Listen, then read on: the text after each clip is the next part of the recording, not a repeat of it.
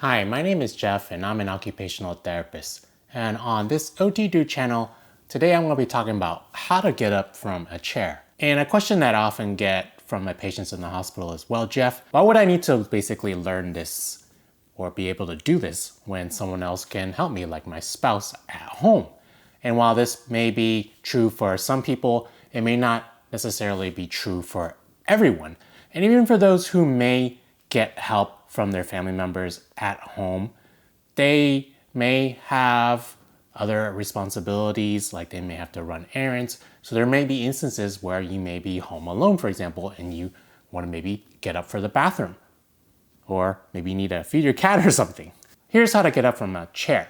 And I'll be going over this in a few minutes, but I want to talk about some considerations first of all. Right now I'm sitting on a sofa, and sofas are very comfortable, but there is kind of a balance between comfort and function and being able to get up from that kind of surface. For example, a sofa is more softer than, say, a hard chair, like a dining chair, or a bench, for example, like at the park. The softer that a surface is, such as something like a cushion, the more that it kind of, squishes, I guess, and that makes it more difficult to get up from compared to, say, something that is a harder surface. So if you have the ability, try to sit on something that may be technically less comfortable, but it may be easier to get up from. A sofa, let's say you like to watch TV on it, well, this is the surface you're working with. How can you make it firmer? You can probably put some things under your bottom to make it firmer so that it's easier to get up from. Many people have already is, say, towels. So what you can do is you can fold up a towel into itself and tuck it under you, and that may make it easier to get up from. So that's how hard or soft the surface is. The second is, how far back is it? A sofa, this isn't really considered even a deep one. Like, I've been to the Lazy Boy store checking out couches, and they have even deeper couches. So couches that have further backrest, I guess, are more difficult to get up from because you have to come from all the way back here to all the way to the front to get up when you try to stand up. Because of how far the back is, can make it easier to harder get up from. One thing you can do is place something that everybody probably has, is pillows behind you, and that'll make you sit further forward. You can even layer them, and you can see already, I'm really close to the front, and I'm almost already standing, and it's still actually really comfortable. For me, and this is based on everyone's personal preference, but I think I find this more comfortable than couches to where you kind of like sink in and you're almost like into like the back of the, like the crease or the fold is, where people like lose change and like keys and stuff. A lot of you probably already know this, but if you sit on a stool versus getting up from the ground, you can imagine, because the stool, you're almost already in like a standing position already. It's easier to stand up from because you have to do less work to get your bottom from its current position to up into a standing position. Versus like something that's really low, like a really, really low stool, like maybe like a step stool if you were to sit on one of those, or one for like kids or something, you can imagine you have to do a lot more work to get your bottom up from that lower surface. Based on what you have in your own home or wherever you are, you can also do the same thing with how high your surface is. So what you can do is you can sit on a cushion. So a nice thing about the trick that I mentioned in the first tip is, in not having like a towel or something, not only increases the firmness, but it also increases the height. So having more of those actually makes it higher and easier to get up from. So let's go over the actual steps of how to stand up. And I'm gonna remove this to make it a lot more difficult for myself, just to really show, to make it much more difficult to just really show the steps. I'm gonna show how to do it first without a helper. But if you have a helper, it's not gonna really change much of the steps that the person who is getting up, what you're going to do. The first step to getting up is to get as close as you can to away from the back. So the easiest way, I think, is to kind of just lean back and just push against the back and just use your bottom as like a sliding force. Now, if you do have like skinny shoes under your bottom, you may not want to necessarily put so much of a shearing force on your bottom. But another way you can do that is kind of just rock back and forth. So that's one way you can do it.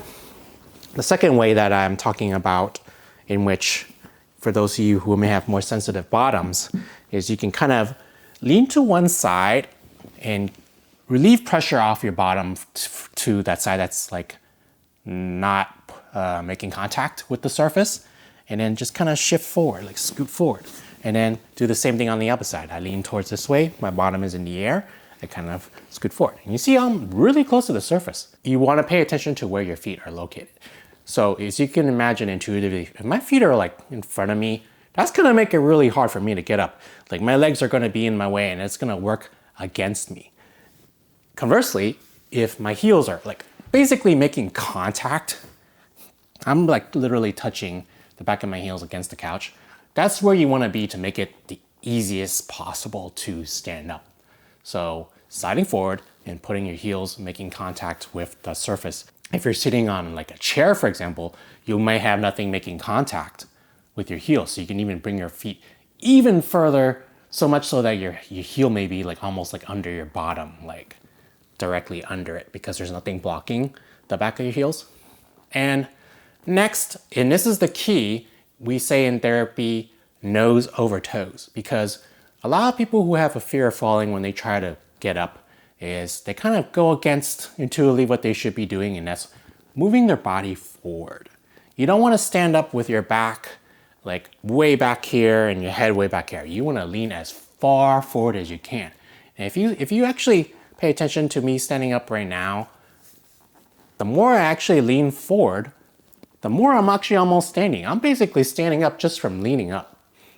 The rest of the body that's doing the work are my legs, my lower legs. So leaning forward makes it really easier to stand up. And I'm pushing off my lower legs using my hands.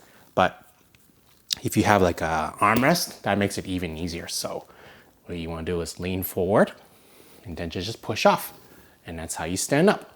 So here are some additional considerations to make things easier. One is, what is making contact with the ground relative to your feet? Are you wearing something slippery? Then you may want to say wear shoes, socks even, like grippier socks, may make it so that your feet don't slip. Because if you have a really slippery surface, then you can't make good contact with the ground, and that could be a potential fall risk as well. And I understand that some people may have more weakness than others. Their legs may be more prone to buckling, you may have arthritis, it just may be overall just weaker, you may even have pain. Fourth thing you incorporate is momentum. And momentum can be your friend if used properly.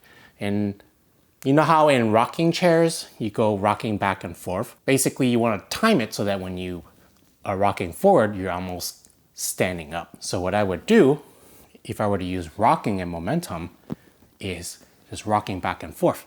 And if you notice, the harder I rock, the more that I'm almost basically standing.